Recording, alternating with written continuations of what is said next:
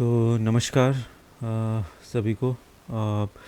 ये detailed analysis है Tata Motors को लेके। आज 16 तारीख को मार्केट काफ़ी बढ़िया उठा था। मतलब मार्केट तो ठीक ही था, बट जो सबसे बड़ा हमने पिछले 4-5 दिनों से हम जो ग्रोथ देख रहे हैं वो टाटा मोटर्स में देख रहे हैं। तो ये एक डिटेल्ड एनालिसिस है टाटा मोटर्स को लेके कि ये शेयर कहाँ पे जाएगा। देखिए, निफ्टी 50 में अगर ऑटोमोबाइल सेक्टर की बात करें तो कुछ ही ऐसे स्टॉक्स हैं जो हैवी वेटेज में है। टाटा मोटर्स हो गया, मारुति हो गया। ये दो प्रॉमिसिंग स्टॉक्स हैं, बिल्कुल उसी तरीके से जैसे बैंकिंग सेक्टर में आईसीआईसीआई एंड एचडीएफसी हो गया। तो जो हमने करेक्शन देखा है पिछले 6-7 महीनों में टाटा मोटर्स में, वो काफ़ी हैवी करेक्शन था। मतलब आप स्क्रीन पे देख ही सकते हैं कि यहाँ पे 1111 से करेक्शन होते होते ऑलमोस्ट नीचे अगर हम देखें 595, तो विच इज़ ऑलमोस्ट 45 to 48% का करेक्शन, जो एक बहुत ही बड़ा करेक्शन है। अब ये करेक्शन उस टाइम पे हुआ है जिस समय क्या कहते रशिया यूक्रेन वॉर चल रहा था, बल्कि वो तो पिछले 2 साल से चल रहा है। बट आई मीन टू से जो ग्लोबल अनस्टेबिलिटी थी वो काफ़ी ज़्यादा थी, प्लस पूरा मार्केट क्रैश हुआ है। ऑलमोस्ट 26,000 से इतना ज़्यादा क्रैश होना मार्केट अपने आप में बहुत बड़ा करेक्शन है। तो सिर्फ टाटा मोटर्स ही नहीं बल्कि तमाम स्टॉक्स हमने गिरते हुए देखे हैं। लेकिन क्वेश्चन ये आता है कि टाटा मोटर्स में ऐसा है क्या कि we have to stick with him. हर किसी को पता है कि टाटा मोटर्स में जो पैसेंजर व्हीकल का जो शेयर है वो बहुत कम है, बल्कि but there is a huge sentiment that works across this stock. कहने का मतलब ये है कि इवन दो जैगवार की जो रीब्रांडिंग हुई है, पूरा जैगवार ने सबसे पहले इस रीब्रांडिंग में जो सबसे बड़ा ब्लंडर किया है वो ये कि अपनी जो पूरी लेगेसी थी उसे ऑलमोस्ट वाइप आउट करके फ्रेश स्टार्ट की है। अब ऐसा पहली बार हुआ है कि किसी ब्रांड ने अपनी लेगेसी को बिल्कुल ही वाइप आउट किया है to build a new one. But अगर ऐसा कई बार क्या होता है, कई नई चीज़ें ज़्यादा बेटर वर्क करती हैं देन दी ओल्ड वन। कई बार अनएक्सपेक्टेड रिजल्ट मिलते हैं और कई बार इट गोज़ डाउन। बट बावजूद इसके जो टाटा मोटर्स का इंडियन मार्केट है उसमें एक डिफेंस बहुत बड़ा रोल प्ले करता है। जैसे लॉकहीड मार्टिन के साथ टाटा मोटर्स की बहुत टाइम से डिस्कशंस चल रहे हैं। डिफेंस में काफ़ी अच्छा योगदान है टाटा मोटर्स का। पैसेंजर व्हीकल्स की बात करें तो ईवी में, इलेक्ट्रिकल व्हीकल्स में इंडिया में ईवी में सबसे बड़ा रेवोल्यूशन टाटा मोटर्स लेके आया कार्स में। तो कहीं ना कहीं टाटा मोटर्स अपने आप में is a very strong stock जो आगे बढ़ने की पूरी संभावना रखता है। अब जो यहाँ पे सबसे बड़ा डाउट है लोगों को वो ये है कि 600 से करेक्शन क्या होगा, वापस 1100-1200 पर जाएगा ये स्टॉक। देखिए, टाटा मोटर्स को अगर आप पिछले 5 साल से फॉलो कर रहे हैं तो ऑलमोस्ट 500% का रिटर्न दिया है इस स्टॉक ने, बल्कि ज़्यादा ही दिया है, मैं कम बता रहा हूँ। और लास्ट टू लास्ट ईयर बल्कि 200% तक का रिटर्न दिया था। तो टाटा मोटर्स को इवेल्युएट करने के लिए ये एक मापदंड सिर्फ कि इतना गिर चुका है, ऑलमोस्ट हाफ हो चुका है, कंसोलिडेट काफ़ी ज़्यादा हो चुका है, ये now this is not a safe stock, ये सारी अफवाहें गलत हैं। अब मेरा जो इवेल्युएशन कहता है टाटा मोटर्स को वो ये कहता है कि अगर आप इसके टाटा मोटर्स के पिछले अगर सपोर्ट को देखेंगे तो यू विल अंडरस्टैंड कि किस तरीके से टाटा मोटर्स बिल्कुल नीचे जाके कहाँ पे अभी स्टैंड कर रहा है। तो यहाँ पे देखेंगे आप ज़रा मेरी स्क्रीन में कि देखिए 2021 में this stock from 2022, so this stock from 80 2020, अब 2025 चल रहा है, 5 साल। तो लेस देन 100 रुपीज़ का ये स्टॉक था और आज क्या कहते हैं आप देख रहे हैं कि 1100 तक ये पहुंचा था। मैं 2024 की बात कर रहा हूँ। तो on a longer horizon this is a very promising stock, but if we talk about the recent year, जो कि from Q4 to Q4 2024 से लेके अभी जो क्या कहते हमारा चल रहा है Q2, मतलब financial year Q1 but annual year Q2। तो उसमें अगर हम देखें तो हमें क्लियरली नज़र आ रहा है कि ये स्टॉक का जो हाई बना था वो हाई बना था, देखिए आप यहाँ पे क्लियरली, ये 1115 के आसपास बना था।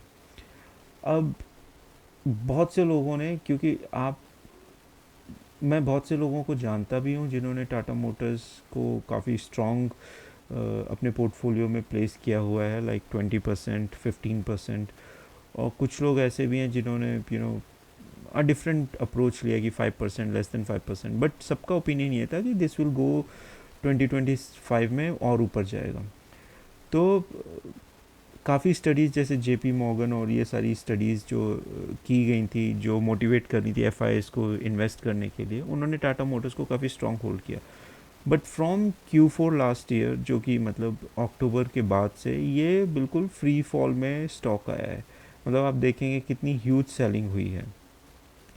और ये स्टॉक जो लास्ट ड्रॉप हुआ था वो यहाँ तक आया था, जो कि ऑलमोस्ट 559। तो टच तो उसने 550 भी 540 भी किया था, but let's for sake of round figure will keep it 550। वहाँ से इस स्टॉक ने अभी पिछले एक हफ्ते में अब ये उठना शुरू हुआ है, इसने 700 टच किया। और आज का मार्केट आप देखेंगे, मार्केट जा रहा था नीचे, लेकिन फिर भी स्टॉक ने किसी तरीके से 730 तक पहुंचाया। अब इसका नेक्स्ट टारगेट जो है टाटा मोटर्स का, वो है 800, 800।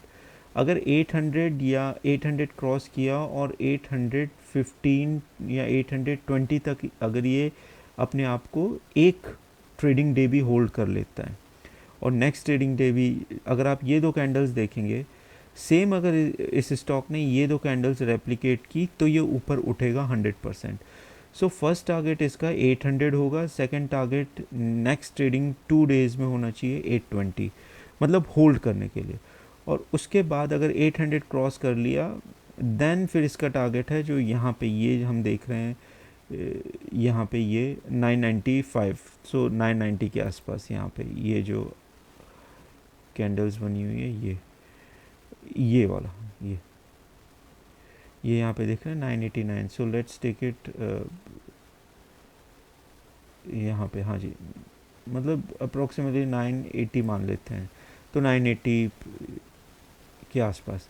और उसके बाद फिर नेक्स्ट जो टारगेट होगा इसका वो होगा 1045 एंड देन 1100। लेकिन अगर आपको मैं एक बात बताऊं, जो बायर्स और सेलर्स की साइकोलॉजी होती है, हालांकि on any given day you can be a seller and you can be a buyer, लेकिन दोनों साइकोलॉजीज़ बहुत डिफरेंट हैं। मैं आपको बताऊं क्यों। एक गिरते हुए स्टॉक को गिरने में ज़्यादा टाइम नहीं लगता है, बट उठने में बहुत ज़्यादा टाइम लगता है। सो सपोज़ बहुत से लोग होंगे जिन्होंने 990 पे ख़रीदा होगा, बहुत से होंगे जिन्होंने 820 पे ख़रीदा होगा, 800 पे ख़रीदा होगा, 700 पे ख़रीदा होगा। अब वो क्या करेंगे, इतने गिरते हुए स्टॉक का वेट करते हैं कि एटलीस्ट मेरी जो कॉस्ट है वो बिना कैपिटल लॉस के निकले। तो जिसने 700 पे ख़रीदा है वो 715 पे जैसे ही आएगा 730 पे एग्ज़िट कर चुका होगा। सेम गोज़ विद 800 और 900। तो जितनी भी ये एग्ज़िट्स होते हैं, बढ़ते हुए उठते हुए स्टॉक में बहुत ज़्यादा एग्ज़िट्स होती हैं, सेलिंग सबसे ज़्यादा होती है। और स्पेशली जो बड़े स्टॉक्स होते हैं जिनका पोर्टफोलियो साइज़ बहुत ज़्यादा होता है, वहाँ पे रिटेल इन्वेस्टर्स से ज़्यादा ये जो प्रमोटर्स होते हैं वो इन्वेस्ट करते हैं। तो उनकी जो बल्क एंट्रीज़ होती हैं वो बल्क एग्ज़िट ही लेते हैं, पार्शियल एग्ज़िट बहुत रेयरली लिया जाता है। तो अब जब बल्क एग्ज़िट होंगे, 800 पे बल्क एग्ज़िट होगा, फिर 800 से 820 के बीच में होगा, फिर ये 900 के ऊपर 950 1000 पे एग्ज़िट होगा, फिर 1100 पे होगा, फिर 1200। तो ये जो हम मान रहे हैं, ये मान रहे हैं कम से कम 3 से 4 महीने का टाइम पीरियड। तो अगर मई है तो हम मान लेते हैं कि अक्टूबर नवंबर तक हमें इतना टाइम लग जाएगा। अब जिन लोगों ने टाटा मोटर्स में ऑलरेडी इन्वेस्ट करके रखा हुआ है, जिन्होंने अच्छा खासा अमाउंट डाला हुआ है, मैं उन्हें एग्ज़िट करने की सलाह बिल्कुल नहीं दूंगा। लेकिन जिन्होंने क्लोज टू 800 इन्वेस्ट किया है वो वेट कर सकते हैं 1-2 महीने और फिर एग्ज़िट ले सकते हैं। लेकिन जिन्होंने इतना ऊपर डाला हुआ है, आई वुड सजेस्ट देम कि इधर वेट, अगर बहुत ही कम रेशो है आपकी कैपिटल का, बट ये, और take an exit in that case अगर कोई आप दूसरा स्टॉक ऐसा है जिस पे आप इमीडिएट मतलब 2-3 स्टॉक्स ऐसे जिन पे 3-4 ट्रेड्स लेके आप अपना कैपिटल वापस रिकवर कर सकते हैं।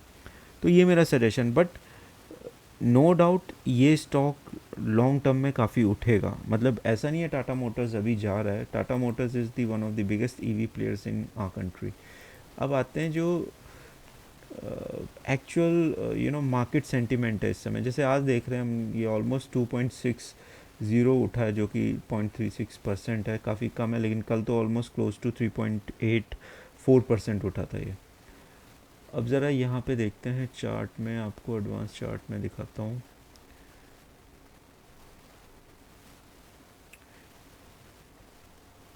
हाँ ये देखिए, सो ये टारगेट है, this target is close to approximately